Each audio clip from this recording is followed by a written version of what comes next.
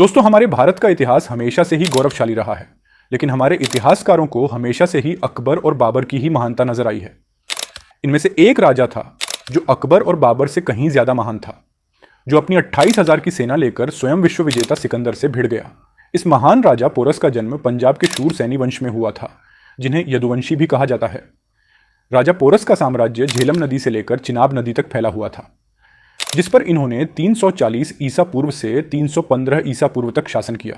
और फिर जब सिकंदर ने भारत पर आक्रमण किया तो उसकी टक्कर राजा पोरस के साथ हुई।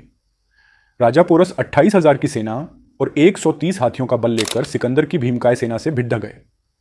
उस समय सिकंदर की सेना में लगभग 1 लाख सैनिक शामिल थे।